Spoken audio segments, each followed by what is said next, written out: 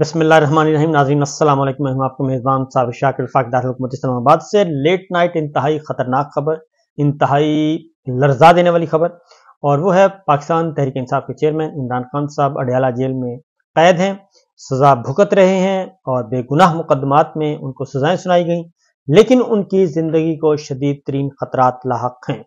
अभी कुछ देर पहले रावलपिंडी में एक खबर ब्रेकिंग न्यूज़ के तौर पे आई, और वो खबर थी कि रावलपिंडी में कुछ गैर मुल्की दहशतगर्द पकड़े गए हैं और उनके कब्जे से अडयाला जेल के नक्शे और बरामद हुए हैं। कुछ और ऐसी दस्तावेजात और ख़तरनाक तरीन असलहा बरामद हुआ है और इनको गिरफ्तार किया गया है। और ये इनका मंसूबा क्या था, इनका प्लान क्या था, इस बारे में आपको आगाह करूंगा तफसील के साथ, क्योंकि काफ़ी ख़तरनाक खबर है और ये गैर मामूली खबर है। पहले ज़रा दो तीन बातें आपके गोशगुजार करूं कि इससे पहले जब से इमरान खान साहब अडयाला जेल में कैद हैं, तब से अब तक अडयाला जेल में 2 कत्ल हो चुके हैं। पहले एक कैदी कत्ल हुआ, फिर दूसरा कैदी कुछ ही अरसे पहले कत्ल हुआ है, और ये अगस्त से लेकर और आज तक यानी कि पिछले कोई 7-8 महीनों में अडयाला जेल में 2 कत्ल हो चुके हैं।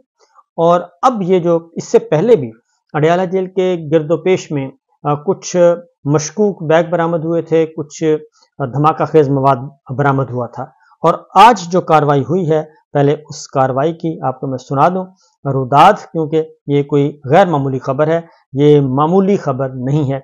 और इसके पीछे आप फुटेजेस भी, वीडियो भी देख सकेंगे, मुख्तसर वीडियो जो कि इस वक्त नज़र आ रही होगी कि ये सारा कुछ हुआ है। एक छोटा सा घर था और बिल्कुल जैसे ऐसे है जैसे कोई ग्रे स्ट्रक्चर टाइप चीज़ है, और दरवाजे भी नहीं लगे हुए इस घर में, और ज़ेरे तामीर ये घर है, जहां से रावलपिंडी पुलिस ने 3 दहशतगर्दों को पकड़ा है। और इनके चेहरे आपको नज़र नहीं आ रहे और इनके चेहरे ढांपे हुए हैं। पुलिस इनको पकड़कर लेकर जा रही है और ये आपको नज़र आ रहे होंगे कि ये ज़ेरे तामीर घर है, क्योंकि घर के दरवाजे हमें नज़र नहीं आ रहे किसी भी सूरत में। खिड़कियां भी नज़र नहीं आ रही, ओपन है। और ये रावलपिंडी में ये एक इमारत बताई जाती है, यहाँ पे ये मौजूद थे। और अडयाला जेल में बड़ी तबाही, वो कहते हैं अडयाला जेल बड़ी तबाही से बच गया। ये अडयाला जेल में दाखिल होना चाह रहे थे, क्या करना चाह रहे थे? पुलिस और सीटीडी की मुश्तरका कार्रवाई है, ये पुलिस रिपोर्ट है, पुलिस बता रही है। और इसमें जो इंसदाद दहशतगर्दी डिपार्टमेंट है, स्पेशल बनाया गया था दहशतगर्दी के खिलाफ जंग के बाद, तो अफगानिस्तान से ताल्लुक़ रखते हैं इन तीनों का ताल्लुक़। और भारी असलहा और बारूद इनसे बरामद हुआ है। इनके कब्जे से अडयाला जेल का नक्शा, हैंड ग्रेनेड, हथियार और IED बरामद हुए हैं, यानी कि धमाका खेज मवाद बरामद हुआ है। और ये सब के सब अडयाला जेल का इनका प्लान था, अडयाला जेल पे हमला करना था। इनके पीछे और कौन है, कौन नहीं है, ये सारी की सारी कहानी जो है ये डिस्क्लोज हुई है। मैंने इससे पहले बताया आपको 2 वाक़यात ऑलरेडी अडयाला जेल में हो चुके हैं। जब से इमरान खान साहब अंदर इस अडयाला जेल में कैद हैं, 2 कत्ल हो चुके हैं, तो ये एक और वाक़या हो गया। अब एक और मैं आपको खबर देता हूं, और वो खबर सरदार लतीफ़ खान खोसा साहब ने सुबह डिस्क्लोज की, और उन्होंने ये खबर उससे भी थोड़ी सी ख़तरनाक, यकीनन ख़तरनाक है। और उन्होंने खबरदार किया गवर्नमेंट को, और गवर्नमेंट को खबरदार किया, और उन्होंने कहा कि मोहतरमा बुशरा बीबी जो है उनकी तबीयत ठीक नहीं है और उनको कोई गलत चीज़ फिर खिलाई गई है। सरदार लतीफ़ खान खोसा ने कहा कि बनी गाला में कुछ ऐसा दिया गया है कि जिससे उनकी हालत गैर हो गई है और बुशरा बीबी को उल्टियां शुरू हो गई हैं। मैं खबरदार कर रहा हूं कि ये लोग बाज आ जाएं और बाज रहें। तो एक तरफ उनकी ज़िंदगी को खतरा, एक तरफ इमरान खान साहब, ये एक बहुत बड़ा, मुझे तो लगता है प्लान और बहुत बड़ा कोई साजिश लगती है। और इसके पीछे कौन है, यकीनन तहकीकात होनी चाहिए, सब कुछ होना चाहिए। पुलिस रिपोर्ट के मुताबिक अगर अब तक की इत्तलात ये हैं, तो यकीनन ये गैर मामूली इत्तलात हैं, आम इत्तलात नहीं। अब आपको एक और खबर जी, आगे बढ़ते हैं।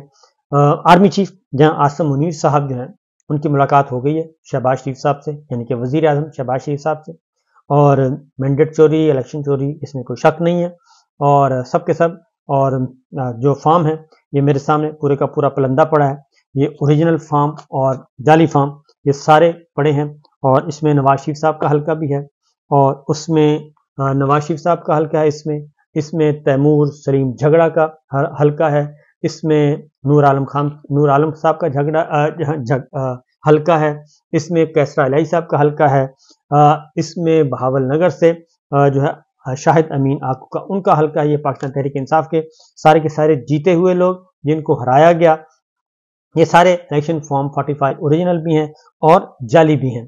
تو جب سے یہ الیکشن فارم 45 جعلی اپلوڈ کیے ہیں الیکشن کمیشن نے، اس کے بعد سے ایک نیا پنڈورا باکس کھل گیا ہے، اور اس کے بعد پھر اسی دن الیکشن کمیشن نے فارم 45 اپلوڈ کیے، اسی دن اجلاس ہوتا ہے کور کمانڈرز کانفرنس کا، اور وہ اپنے آپ کو الیکشن کے نتائج سے لا تعلقی کا اعلان کرتے ہیں، اور پھر اگلے دن آرمی چیف جاتے ہیں وزیر اعظم ہاؤس اور شہباز شریف صاحب کو ان کو وصول کرتے ہیں شہباز شریف صاحب، اور سیلوٹ کرتے ہیں پرائم منسٹر، اور پھر سیلوٹ کرتے ہیں آرمی چیف۔ تو اتنا بڑا یہ ہو چکا ہے جی، متنازع ترین رزلٹ ہے۔ الیکشن شفاف ہوئے، صاف ہوئے، اس میں کوئی شک نہیں ہے، لیکن چوری کیے گئے ہیں اس کے بعد نتیجے۔ تو آرمی چیف کی رسپانسبلٹی بنتی ہے، اور کیونکہ ڈیفیکٹو رولرز وہ ہیں، اور ڈیجورے جن کے پاس اوریجنلی کانسٹیٹیوشنلی اگر اس ساری چیزوں کو روکنے کا اختیار ہے تو وہ ہیں چیف جسٹس آف پاکستان قاضی فائز صاحب، سپریم کورٹ آف پاکستان، وہ روک سکتی ہے، اور ڈیفیکٹو رولرز وہ ہیں آرمی چیف۔ تو لیکن دونوں طرف سے ایسی کوئی آواز نہیں آ رہی، بلکہ متنازع ترین نتائج کے بعد اب متنازع ترین حکومت جو ہے اس کو آگے دھکیلا جا رہا ہے، اور اس کی پشت پناہی کی جا رہی ہے۔ ایک اور رپورٹ آ گئی ہے، ایک اور ادارے کی رپورٹ آ گئی ہے، جس میں الیکشن کو مزید سٹمپ لگ گئی ہے، مہر لگ گئی ہے کہ یہ الیکشن صاف شفاف نہیں تھے۔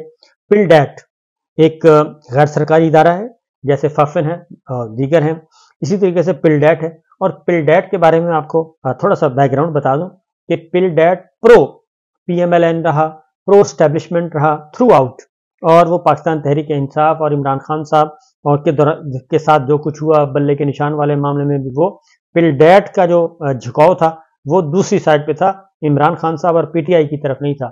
انہوں نے بلے کے نشان جب واپس ہوا اس پہ بھی انٹرا پارٹی الیکشن ہوا، اس پہ بھی ٹلٹ ان کا ادھر رہا پل ڈیٹ والوں کا۔ تو لیکن یہ جو بالآخر وہ بھی مجبور ہو گئے ہیں کہ اگر ان کی اپنی ساکھ کا مسئلہ بن گیا تھا کہ کچھ نہ کچھ کہہ ہی دیا جائے، لہٰذا انہوں نے الیکشن 2024 کے متعلق رپورٹ جاری کر دی ہے، اور انہوں نے لکھا ہے کہ 2024 کے عام انتخابات میں سب سے کم منصفانہ سکور ریکارڈ کیا گیا، یعنی سیدھی بات جو ہے کہ یہ انتہائی غیر منصفانہ انتخابات تھے، انتہائی غیر منصفانہ، کیونکہ جو منصفانہ صاف شفاف انتخابات کے جو سکور ہوتے ہیں، جو ریٹنگ نکالی جاتی ہے، وہ کہتے ہیں اس کا کم سے کم سکور نکلا ہے، تو سیدھا کہیں کہ کیونکہ میں نے بتایا نا جھکاؤ اس طرف ہے، تو یہ انہوں نے ایڈورس ورڈ یوز کرنے کے بجائے کہا سب سے کم منصفانہ سکور۔ تو سب سے کم منصفانہ سکور وہ ہوتا ہے جو سب سے زیادہ غیر شفاف اور انتہائی جانبدار اور جو ریگنگ والے الیکشن ہوں ان کو کہا جاتا ہے۔ تو لہٰذا جی یہ پل ڈیٹ کی رپورٹ آ گئی ہے۔ انتخابات کے شیڈول میں کافی تاخیر، سیاسی جبر اور نگراں حکومت کی غیر جانبداری کا فقدان دیکھا گیا۔ یہ انہوں نے کہا ہے جی کہ الیکشن سے پہلے خیبر پختونخوا اور بلوچستان میں امن و امان کی بگڑتی ہوئی صورتحال دیکھی گئی۔ پولنگ کے دن موبائل انٹرنیٹ سروسز کی معطلی کی گئیں۔ سروسز معطل ہونے سے انتخابی عمل میں عوام کی شرکت میں مشکلات ہوئیں۔ نہیں جناب، صرف شرکت میں مشکلات نہیں بلکہ اس سے آگے کی چیزیں ہوئیں۔ موبائل انٹرنیٹ سروس معطل کر کے الیکشن مینجمنٹ سسٹم سے بھی سمجھوتا کیا گیا۔ تو سمجھوتا نہیں کیا گیا بلکہ اس کو اسی کے لیے یہ سب کچھ کیا گیا، کیونکہ یہ EVM جو سسٹم ہے الیکشن مینجمنٹ سسٹم، اسی کو ہی بٹھانا تھا، اسی لیے انٹرنیٹ سروسز معطل کی گئیں۔ پولنگ کے بعد عارضی نتائج کے اعلان میں تاخیر نے انتخابات کی ساکھ پر سنگین سوالات کو جنم دیا، اور فارم 45 اور 47 میں بڑے پیمانے پر جو ہے وہ تفریق، وہ فرق نظر آیا، توافت کے الزامات اور انتخابی ساکھ پر شدید خدشات بڑھے، اور الیکشن کمیشن کی ویب سائٹ پر 45, 46, 48, 49 کی اشاعت میں تاخیر ہوئی، اور الیکشنز ایکٹ 2017 کی خلاف ورزی نے الیکشن کی ساکھ کو مزید نقصان پہنچایا، اور سنی اتحاد کونسل کو مخصوص نشستوں کی الاٹمنٹ پولنگ کے دن سے بڑا ہی تنازع بنی رہی، اور سنی اتحاد کونسل کے سوا باقی تمام پارلیمانی جماعتوں کو مخصوص نشستیں الاٹ کی گئیں۔ تو یہ سچویشن آ رہی ہے، اور یہ ہے جناب پل ڈیٹ کی رپورٹ۔ میں نے بتایا ان کا جھکاؤ مکمل طور پہ دوسری سائڈ پہ تھا، اس کے باوجود انہیں بتانا پڑا کہ الیکشن منصفانہ، صاف، شفاف نہیں ہوئے۔ تو یہ ہے پل ڈیٹ کی رپورٹ۔ ادھر عمران خان صاحب کا میں نے بتا دیا کہ اڈالہ جیل میں جو کچھ ہو رہا ہے، اور ادھر بشرا بی بی کے ساتھ جو کچھ ہو رہا ہے، یہ ساری باتیں جو ہیں یہ کس طرف ہمیں لے کر جا رہی ہیں، یہ ہمیں خطرناک صورتحال کی طرف لے کر جا رہی ہیں، کیونکہ عمران خان صاحب کی زندگی ہو یا بشرا بی بی کی ہو یا کسی بھی سیاسی رہنما کی جو خاص طور پہ جیلوں میں قید ہیں، ان کی زندگی کی رسپانسبلٹی، ان کی حفاظت، یہ صرف اور صرف حکومت اور ریاست کا کام ہے، اور حکومت اور ریاستی ادارے اس سے بری ذمہ نہیں ہو سکتے۔ اس کے ساتھ ساتھ سینٹ میں ایک قرارداد پیش کی گئی ہے جی، قومی اسمبلی میں پہلے کر دی گئی ہے، سینٹ میں بھی پیش کر دی گئی ہے، اور یہ قرارداد تحریک انصاف کے سینیٹر نے جمع کروائی ہے، اور اس قرارداد پہ سینیٹر فلک ناز چترالی ہیں، سیف اللہ ابڑو کے دستخط ہیں، اور اس میں بشرا بی بی، شاہ محمد قریشی، ریاض چودھری، شبلی فراز، یاسمین راشد، صنم جاوید، پرویز الہی، محمود رشید، عمران ریاض، اسد طور کو رہا کرنے کا مطالبہ کیا گیا ہے، اور اس میں بشرا بی بی، عمران خان اور دیگر سیاسی رہنماؤں پہ جھوٹے بے بنیاد مقدمات ختم کرنے کا مطالبہ کیا گیا ہے، اور مقدمات کی کوئی حیثیت نہیں ہے، اس لیے مطالبہ کیا گیا کہ عمران خان صاحب ملک کی سب سے بڑی پارٹی کے سربراہ ہیں، اور ان کو سیاسی انتقام کا نشانہ بنایا جا رہا ہے، اور جس سے یہ درست نہیں ہے، لہٰذا ان کو فی الفور رہا کیا جائے۔